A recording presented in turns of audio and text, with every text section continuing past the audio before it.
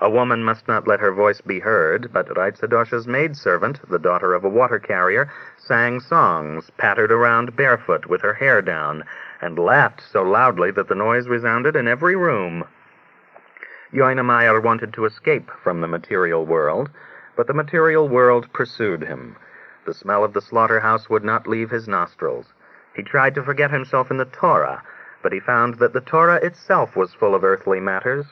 He took to the Kabbalah, though he knew that no man may delve into the mysteries until he reaches the age of 40. Nevertheless, he continued to leaf through the treatise of the Hasidim, the Orchard, the Book of Creation, and the Tree of Life.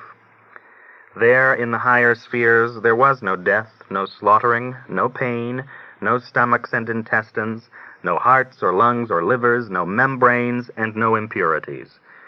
This particular night, Yoina went to the window and looked up into the sky. The moon spread a radiance around it. The stars flashed and twinkled, each with its own heavenly secret. Somewhere above the world of deeds, above the constellations, angels were flying, and seraphim, and holy wheels, and holy beasts. In paradise, the mysteries of the Torah were revealed to souls. Every holy tzaddik inherited 310 worlds and wove crowns for the divine presence. The nearer to the throne of glory, the brighter the light, the purer the radiance, the fewer the unholy host. Yoina knew that man may not ask for death, but deep within himself he longed for the end. He had developed a repugnance for everything that had to do with the body. He could not even bring himself to go to the ritual bath with the other men. Under every skin he saw blood. Every neck reminded Yoina of the knife. Human beings, like beasts, had loins, veins, guts, buttocks. One slash of the knife and those solid householders would drop like oxen. As the Talmud says, all that is meant to be burned is already as good as burned. If the end of man was corruption, worms, and stench, then he was nothing but a piece of putrid flesh to start with. Yoina understood now why the sages of old had likened the body to a cage, a prison where the soul sits captive, longing for the day of its release. It was only now that he truly grasped the meaning of the words of the Talmud, "Very good, this is death." Yet man was forbidden to break out of his prison. He must wait for the jailer to remove the chains, to open the gate. Yoina returned to his bed. All his life he had slept on a feather bed under a feather quilt, resting his head on a pillow. Now he was suddenly aware that he was lying on feathers and down plucked from fowl. In the other bed, next to Yoina Reitzadosha was snoring. From time to time a whistle came from her nostrils, and a bubble formed on her lips. Yoina daughters kept going to the slop pail, their bare feet pattering on the floor. They slept together, and sometimes they whispered and giggled half the night. Yoina had longed for sons who would study the Torah, but Reitzadosha bore girl after girl. While they were small, Yoina occasionally gave them a pinch on the cheek. Whenever he attended a circumcision, he would bring them a piece of cake. Sometimes he would even kiss one of the little ones on the head. But now they were grown. They seemed to have taken after their mother. They had spread out in width. Reitzadosha complained that they ate too much and were getting too fat. They stole tidbits from the pots. The eldest, Basha, was already sought in marriage. At one moment the girls quarreled and insulted each other. At the next they combed each other's hair and plaited it into braids. They were forever babbling about dresses, shoes, stockings, jackets, panties. They cried and they laughed. They looked for lice, they fought, they washed, they kissed. When Yoina tried to chide them, Reitzadosha cried, "Don't butt in, let the children alone." Or she would scold, "You had better see to it that your daughter shouldn't have to go around barefoot and naked." Why did they need so many things? Why was it necessary to clothe and adorn the body so much, Yoina would wonder to himself. Before he had become a slaughterer, he was seldom at home, and hardly knew what went on there. But now he began to stay at home, and he saw what they were doing. The girls would run off to pick berries and mushrooms. They associated with the daughters of common homes. They brought home baskets of dry twigs. Reitzadosha made jam. Tailors came for fittings. Shoemakers measured the women's feet. Reitzadosha and her mother argued about Basha's dowry.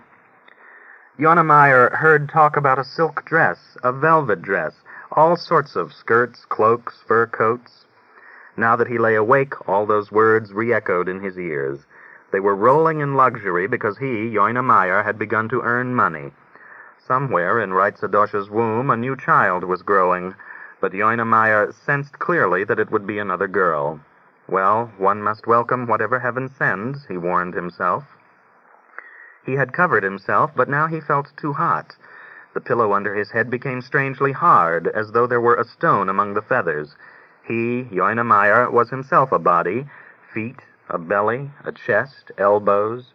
There was a stabbing in his entrails. His palate felt dry. Jonemeyer sat up.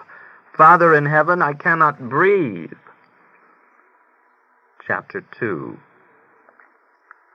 Elul is a month of repentance. In former years, Elul would bring with it a sense of exalted serenity.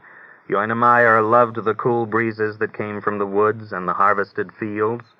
He could gaze for a long time at the pale blue sky with its scattered clouds that reminded him of the flax in which the citrons for the Feast of Tabernacles were wrapped.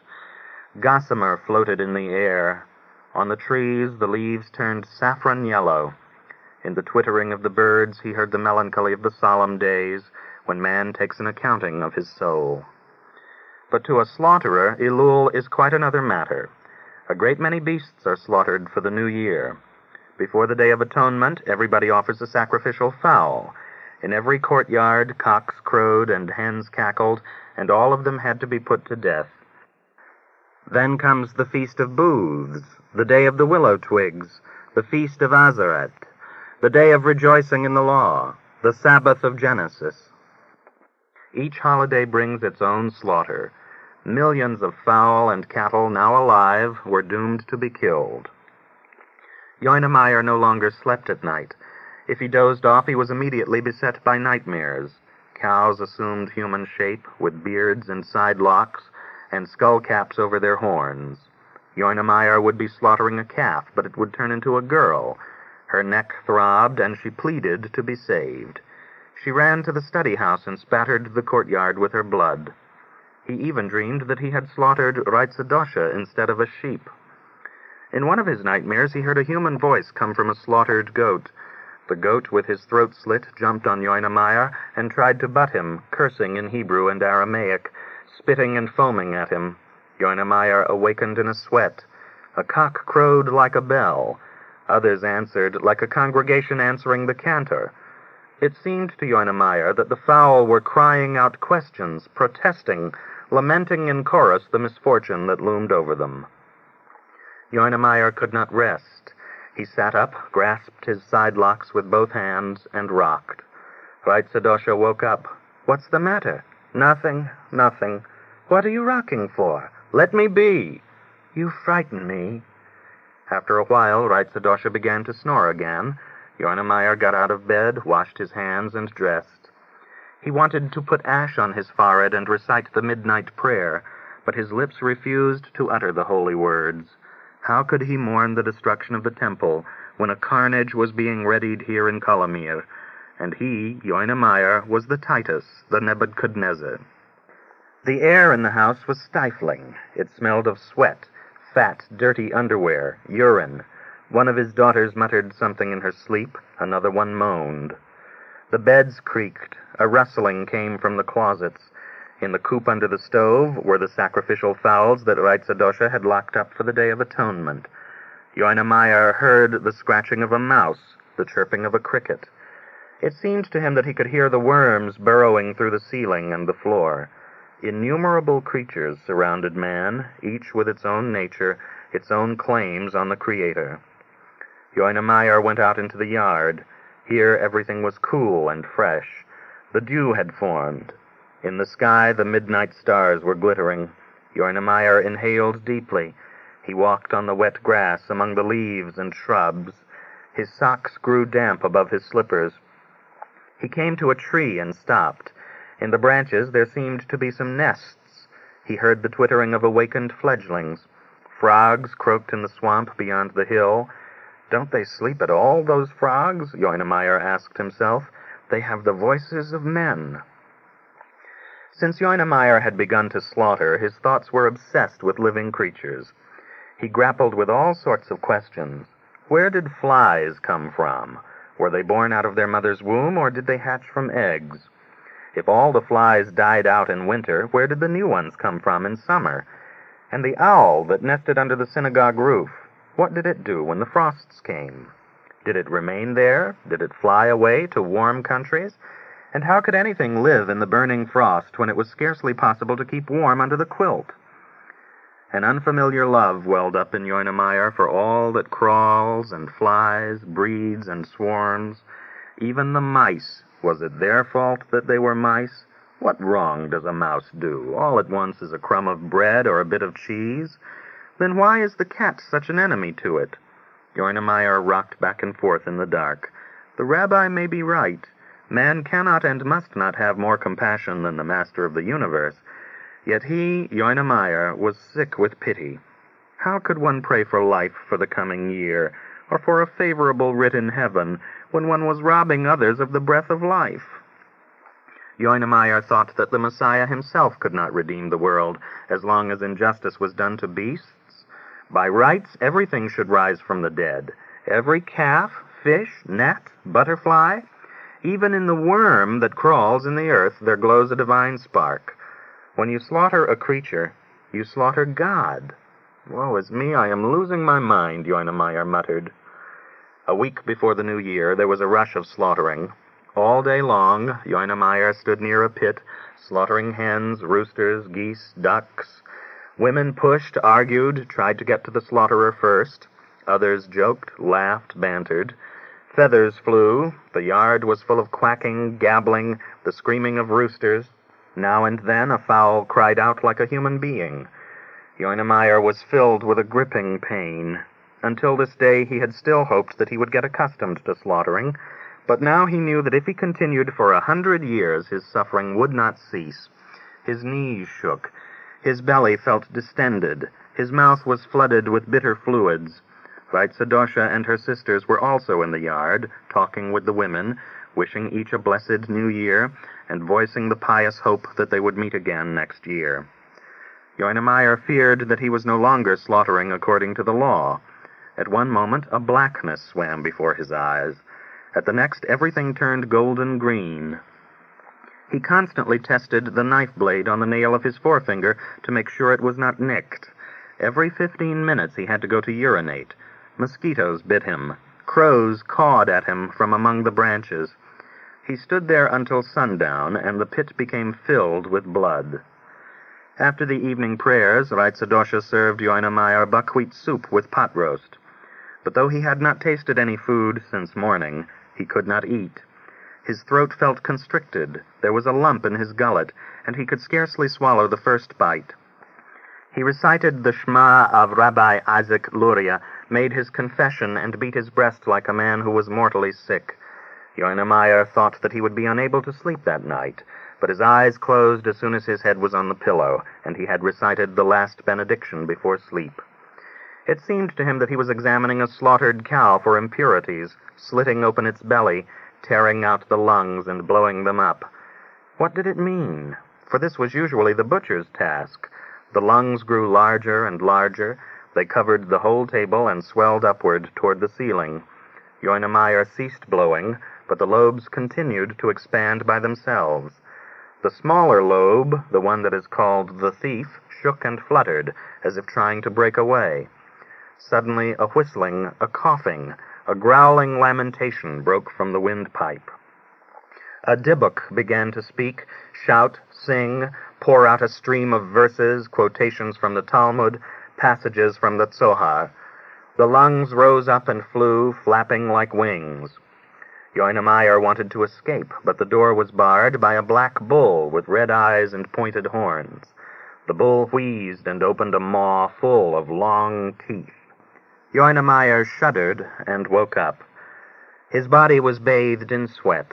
His skull felt swollen and filled with sand. His feet lay on the straw pallet, inert as logs. He made an effort and sat up. He put on his robe and went out. The night hung heavy and impenetrable, thick with the darkness of the hour before sunrise. From time to time, a gust of air came from somewhere, like a sigh of someone unseen. A tingling ran down Yoina spine, as though someone brushed it with a feather.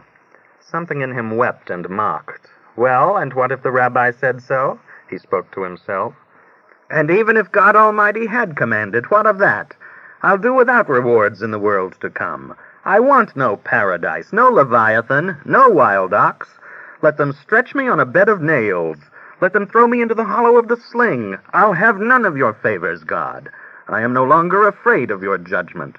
I am a betrayer of Israel, a willful transgressor, Yoina cried.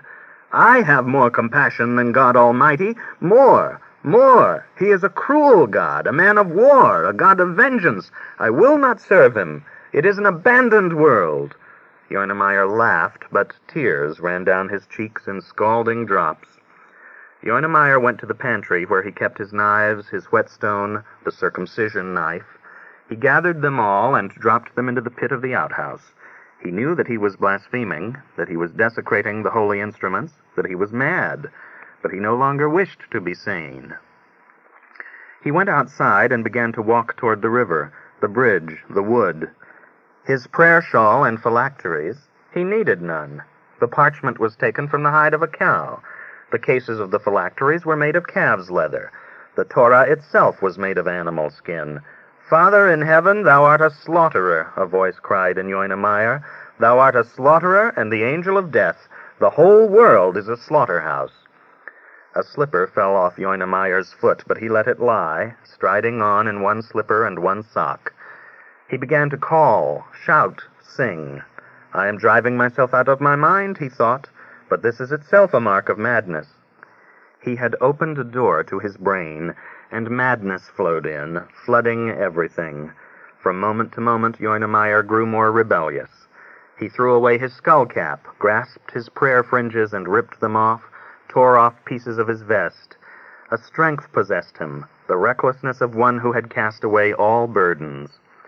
Dogs chased him, barking, but he drove them off.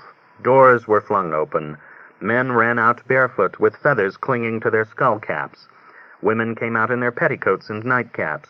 All of them shouted, tried to bar his way, but Yoina evaded them. The sky turned red as blood, and a round skull pushed up out of the bloody sea, out of the womb of a woman in childbirth.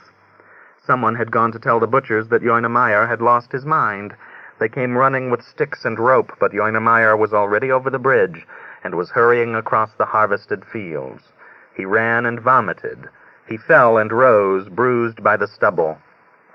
Shepherds, who take the horses out to graze at night, mocked him and threw horse dung at him. The cows at pasture ran after him. Bells tolled as for a fire. Yoina heard shouts, screams, the stamping of running feet. The earth began to slope, and Yoina rolled downhill. He reached the wood, leaped over tufts of moss, rocks, running brooks. Yoina knew the truth. This was not the river before him. It was a bloody swamp. Blood ran from the sun, staining the tree trunks. From the branches hung intestines, livers, kidneys. The forequarters of beasts rose to their feet and sprayed him with gall and slime. Yoina could not escape. Myriads of cows and fowls encircled him, ready to take revenge for every cut, every wound, every slit gullet, every plucked feather. With bleeding throats they all chanted, "Everyone may kill, and every killing is permitted." Yoina broke into a wail that echoed through the wood in many voices. He raised his fist to heaven. "Fiend! Murderer! Devouring beast!" For 2 days the butchers searched for him, but they did not find him. Then Seinfeld, who owned the watermill, arrived in town with the news that Yoshimeyer's body had turned up in the river by the dam. He had drowned. The members of the burial society immediately went to bring the corpse. There were many witnesses to testify that Yoina had behaved like a madman, and the rabbi ruled that the deceased was not a suicide. The body of the dead man was cleansed and given a burial near the graves of his father and his grandfather. The rabbi himself delivered the eulogy. Because it was the holiday season, and there was danger that Kolomir might remain without meat, the community hastily dispatched 2 messengers to bring a new slaughterer. Translated by Mira Ginsberg. The lecture. I was on my way to Montreal to deliver a lecture. It was midwinter, and I had been warned that the temperature there was 10 degrees lower than in New York. Newspapers reported that trains had been stalled by the snow and fishing villages cut off, so that food and medical supplies had to be dropped to them by plane. I prepared for the journey as though it were an expedition to the North Pole. I put on a heavy coat over 2 sweaters and packed warm underwear and a bottle of cognac in case the train should be halted somewhere in the fields. In my breast pocket I had the manuscript that I intended to read, an optimistic report on the future of the Yiddish language. In the beginning, everything went smoothly. As usual, I arrived at the station an hour before train departure, and therefore could find no porter. The station teemed with travelers, and I watched them, trying to guess who they were, where they were going, and why. None of the men was dressed as heavily as I. Some even wore spring coats. The ladies looked bright and elegant in their minks and beavers, nylon stockings and stylish hats. They carried colorful bags and illustrated magazines, smoked cigarettes and chattered and laughed with a carefree air that has never ceased to amaze me. It was as though they knew nothing of the existence of world problems or eternal questions, as though they had never heard of death, sickness, war, poverty, betrayal, or even of such troubles as missing a train, losing a ticket, or being robbed. They flirted like young girls, exhibiting their blood-red nails. The station was chilly that morning, but no one except myself seemed to feel it. I wondered whether these people knew there had been a Hitler. Had they heard of Stalin's murder machine? They probably had, but what does one body care when another is tortured? I was itchy from the woolen underwear. Now I began to feel hot, but from time to time a shiver ran through my body. The lecture, in which I predicted a brilliant future for Yiddish, troubled me. What had made me so optimistic all of a sudden? Wasn't Yiddish going under before my very eyes? The prompt arrival of American trains and the ease in boarding them have always seemed like miracles to me. I remember journeys in Poland when Jewish passengers were not allowed into the cars and I had to hang on to the handrails. I remember railway strikes when trains were halted midway for many hours, and it was impossible in the dense crowd to push through to the washroom. But here I was, sitting on a soft seat right by the window. The car was heated. There were no bundles, no high fur hats, no sheepskin coats, no boxes, and no gendarmes. Nobody was eating bread and lard. Nobody drank vodka from a bottle. Nobody was berating Jews for state treason. In fact, nobody discussed politics at all. As soon as the train started, a huge Negro in a white apron came in and announced lunch. The train was not rattling. It glided smoothly on its rails along the frozen Hudson. Outside, the landscape gleamed with snow and light. Birds that remained here for the winter flew busily over the icy river. The farther we went, the wintrier the landscape. The weather seemed to change every few miles. Now we went through dense fog, and now the air cleared and the sun was shining again over silvery distances. A heavy snowfall began. It suddenly turned dark.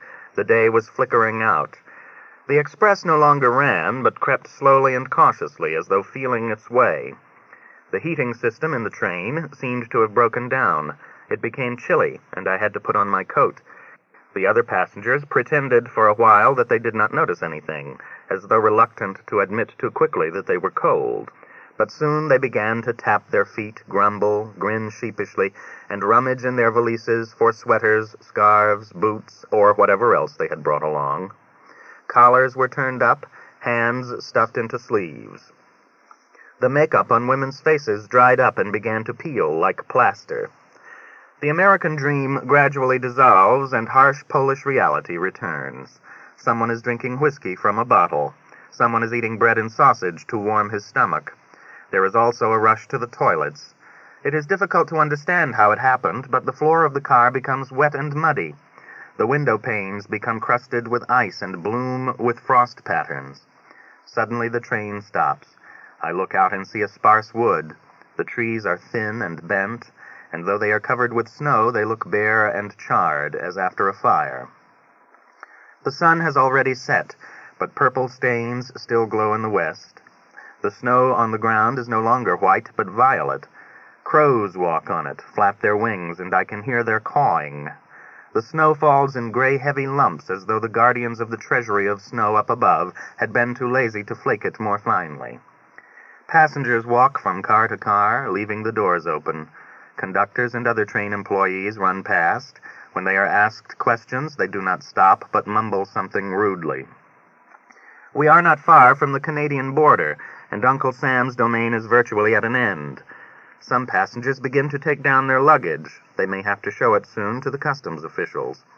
A naturalized American citizen gets out his citizenship papers and studies his own photograph, as if trying to convince himself that the document is not a false one. One or two passengers venture to step out of the train, but they sink up to their knees into the snow. It is not long before they clamber back into the car. The twilight lingers for a while, then night falls. I see people using the weather as a pretext for striking up acquaintance. Women begin to talk among themselves, and there is sudden intimacy. The men have also formed a group. Everyone picks up bits of information. People offer each other advice, but nobody pays any attention to me. I sit alone, a victim of my own isolation, shyness, and alienation from the world. I begin to read a book, and this provokes hostility, for reading a book at such a time seems like a challenge and an insult to the other passengers. I exclude myself from society, and all the faces say to me silently, "You don't need us, and we don't need you. Never mind, you will still have to turn to us, but we won't have to turn to you." I open my large, heavy valise, take out the bottle of cognac, and take a stealthy sip now and then. After that, I lean my face against the cold window pane and try to look out. But all I see is the reflection of the interior of the car. The world outside seems to have disappeared. The solipsistic philosophy of Bishop Berkeley has won over all the other systems. Nothing remains but to wait patiently until God's idea of a train, halted in its tracks by snowdrifts, will give way to God's ideas of movement and arrival. Alas for my lecture! If I arrive in the middle of the night, there will not even be anyone waiting for me. I shall have to look for a hotel. If only I had a return ticket. However, was Captain Scott, lost in the polar ice fields, in a better position after Amundsen had discovered the South Pole? How much would Captain Scott have given to be able to sit in a brightly lit railway car? No, one must not sin by complaining. The cognac had made me warm. Drunken fumes rise from an empty stomach to the brain. I am awake and dozing at the same time. Whole minutes drift away, leaving only a blur. I hear talk, but I don't quite know what it means. I sink into blissful indifference. For my part, the train can stand here for 3 days and 3 nights. I have a box of crackers in my valise. I will not die of hunger. Various themes float through my mind. Something within me mutters dreamlike words and phrases. The diesel engine must be straining forward. I am aware of dragging, knocking, growling sounds, as of a monstrous ox, a legendary steel bull. Most of the passengers have gone to the bar or to the restaurant car, but I am too lazy to get up. I seem to have grown into the seat.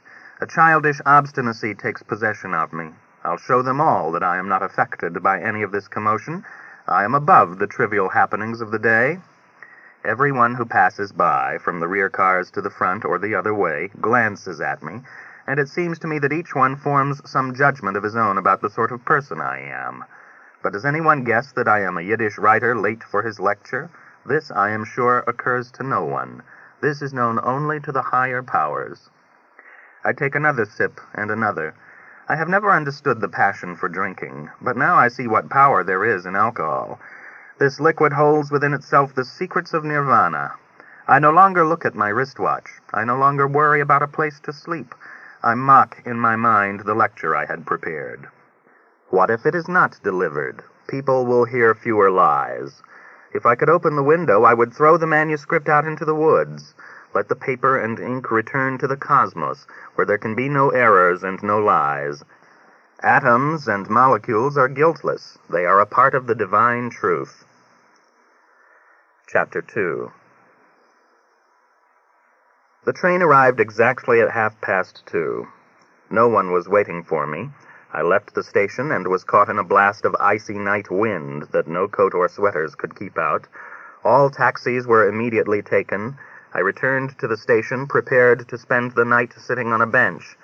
Suddenly I noticed a lame woman and a young girl looking at me and pointing with their fingers. I stopped and looked back. The lame woman leaned on two thick, short canes. She was wrinkled, disheveled, like an old woman in Poland, but her black eyes suggested that she was more sick and broken than old. Her clothes also reminded me of Poland. She wore a sort of sleeveless fur jacket. Her shoes had toes and heels I had not seen in years. On her shoulders she wore a fringed woolen shawl, like one of my mother's. The young woman, on the other hand, was stylishly dressed, but also rather slovenly. After a moment's hesitation, I approached them. The girl said, "Are you Mr. N?" I answered, "Yes, I am." The lame woman made a sudden movement as though to drop her canes and clap her hands. She immediately broke into a wailing cry so familiar to me. "Dear Father in heaven," she sang out, "I was telling my daughter it's he, and she said no. I recognized you. Where were you going with the valise? It's a wonder you came back. I'd never have forgiven myself. Well, Binala, what do you say now? Your mother still has some sense. I am only a woman, but I am a rabbi's daughter, and a scholar has an eye for people. I took one look, and I thought to myself, it's he. But nowadays the eggs are cleverer than the chickens. She says to me, no, it can't be. And in the meantime you disappear. I was already beginning to think myself, who knows? One's no more than human. Anybody can make a mistake. But when I saw you come back, I knew it was you. My dear man, we've been waiting here since 7:30 in the evening. We weren't alone. There was a whole group of teachers, educators, a few writers, too. But then it grew later, and people went home. They have wives, children. Some have to get up in the morning to go to work. But I said to my daughter, I won't go. I won't allow my favorite writer, whose every word I treasure as a pearl, to come here and find no one waiting for him. If you want my child, I said to her, you can go home and go to bed. What's a night's sleep? When I was young, I used to think that if you missed a night's sleep, the world would go under. But Hitler taught us a lesson. He taught us a lesson I won't forget until I lie with shards over my eyes. You look at me and you see an old, sick woman, a cripple. But I did hard labor in Hitler's camps. I dug ditches and loaded railway cars. Was there anything I didn't do? It was there that I caught my rheumatism. At night we slept on plank shelves not fit for dogs, and we were so hungry that— You'll have enough time to talk later, Mama. It's the middle of the night, her daughter interrupted. It was only then that I took a closer look at the daughter. Her figure and general appearance were those of a young girl, but she was obviously in her late 20s or even early 30s. She was small, narrow, with yellowish hair combed back and tied into a bun. Her face was of a sickly pallor covered with freckles. She had yellow eyes, a round forehead, a crooked nose, thin lips, and a long chin. Around her neck she wore a mannish scarf. She reminded me of a Hasidic boy. The few words she spoke were marked by a provincial Polish accent I had forgotten during my years in America. She made me think of rye bread, caraway seeds, cottage cheese, and the water brought by water carriers from the well in pails slung on a wooden yoke over their shoulders. Thank you, but I have the patience to listen, I said. When my mother begins to talk about those years, she can talk for a week and a day. Hush, hush, your mother isn't as crazy as you think. It's true, our nerves were shattered out there. It is a wonder we are not running around stark mad in the streets. But what about her? As you see her, she too was in Auschwitz waiting for the ovens. I did not even know she was alive. I was sure she was lost, and you can imagine a mother's feelings. I thought she had gone the way of her 3 brothers. But after the liberation, we found each other. What did they want from us, the beasts? My husband was a holy man, a scribe. My sons worked hard to earn a piece of bread because inscribing mezuzahs doesn't bring much of an income. My husband himself fasted more often than he ate. The glory of God rested on his face. My sons were killed by the murderers. Mama, will you please stop? I'll stop. How much longer will I last anyway? But she is right. First of all, my dear man, we must take care of you. The president gave me the name of a hotel.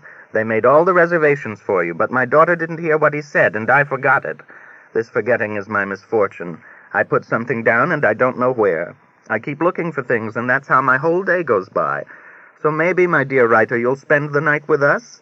We don't have such a fine apartment. It's cold, it's shabby. Still, it's better than no place at all. I'd telephone the president, but I'm afraid to wake him up at night. He has such a temper, may he forgive me. He keeps shouting that we aren't civilized. So I say to him, "The Germans are civilized. Go to them." "Come with us. The night is 3/4 gone anyway," the daughter said to me. He should have written it down instead of just saying it, and if he said it, he should have said it to me, not to my mother. She forgets everything. She puts on her glasses and cries, "Where are my glasses?" Sometimes I have to laugh. "Let me have your valise." "What are you saying? I can carry it myself. It isn't heavy." "You are not used to carrying things, but I have learned out there to carry heavy loads. If you would see the rocks I used to lift, you wouldn't believe your eyes. I don't even believe it myself anymore.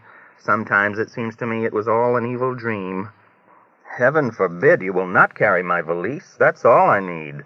"He is a gentleman. He is a fine and gentle man. I knew it at once as soon as I read him for the first time," the mother said. "You wouldn't believe me, but we read your stories even in the camps. After the war, they began to send us books, and I came across one of your stories. I don't remember what it was called, but I read it, and a darkness lifted off my heart. 'Binala,' I said, she was already with me then, 'I've found a treasure.'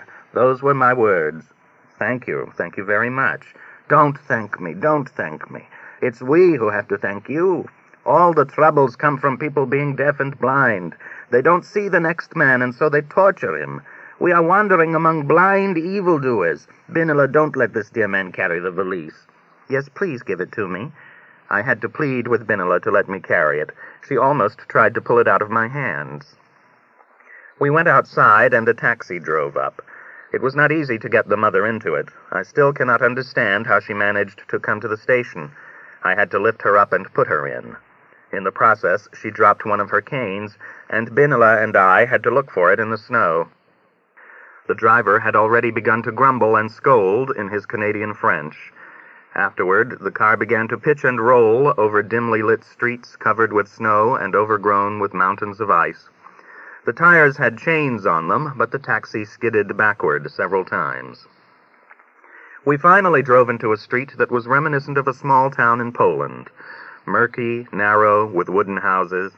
The sick woman hastily opened her purse, but I paid before she had time to take out her money. Both women chided me, and the driver demanded that we get out as quickly as possible. I virtually had to carry the crippled woman out of the taxi. Again, we had to look for her cane in the deep snow. Afterward, her daughter and I half led, half dragged her up a flight of steps. They opened the door, and I was suddenly enveloped in odors I had long forgotten. Moldy potatoes, rotting onions, chicory, and something else I could not even name. In some mysterious way, the mother and daughter had managed to bring with them the whole atmosphere of wretched poverty from their old home in Poland. They lit a kerosene lamp, and I saw an apartment with tattered wallpaper, a rough wooden floor, and spider webs in every corner. The kerosene stove was out, and the rooms were drafty. On a bench stood cracked pots, chipped plates, cups without handles. I even caught sight of a besom on a pile of sweepings. No stage director, I thought, could have done a better job of reproducing such a scene of old country misery. Binala began to apologize. What a mess, no? We were in such a hurry to get to the station, we didn't even have time to wash the dishes. And what's the good of washing or cleaning here, anyway?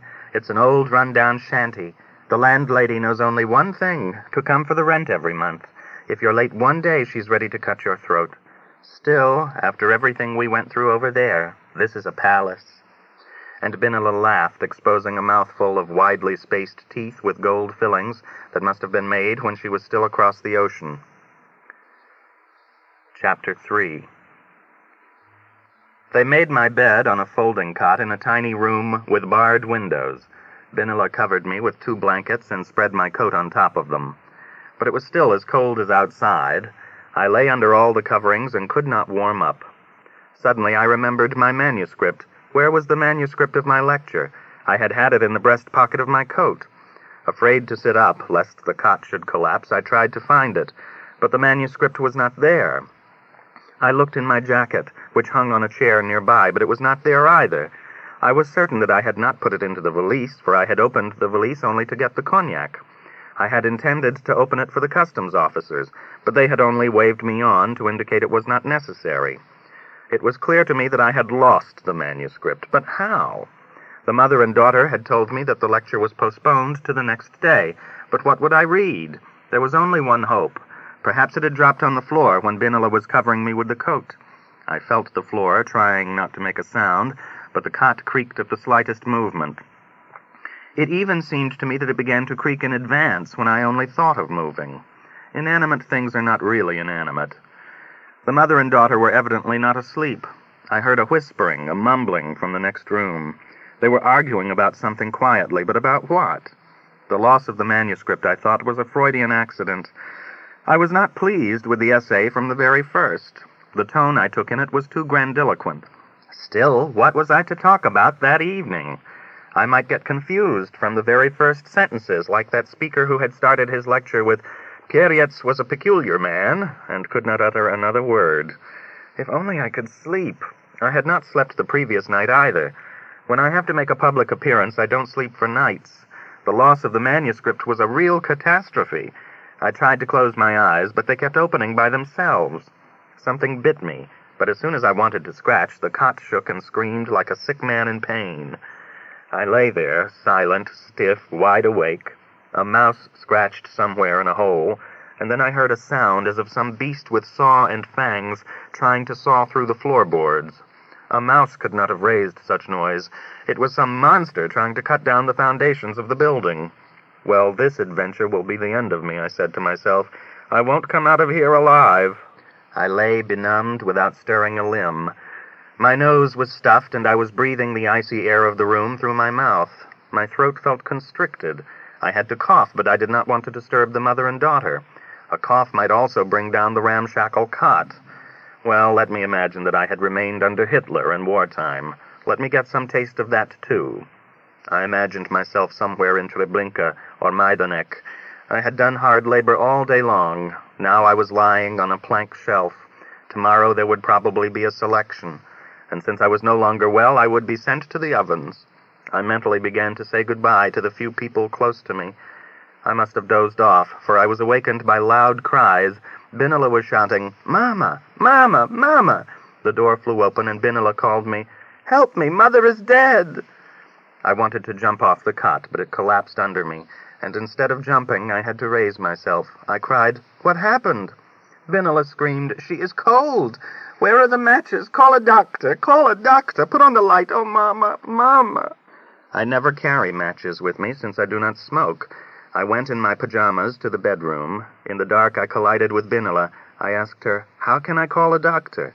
She did not answer, but opened the door into the hallway and shouted, "Help, people, help! My mother is dead!" She cried with all her strength, as women cry in the Jewish small towns in Poland, but nobody responded. I tried to look for matches, knowing in advance that I would not find them in this strange house. Binala returned, and we collided again in the dark. She clung to me with unexpected force and wailed, "Help! Help! I have nobody else in the world! She was all I had!"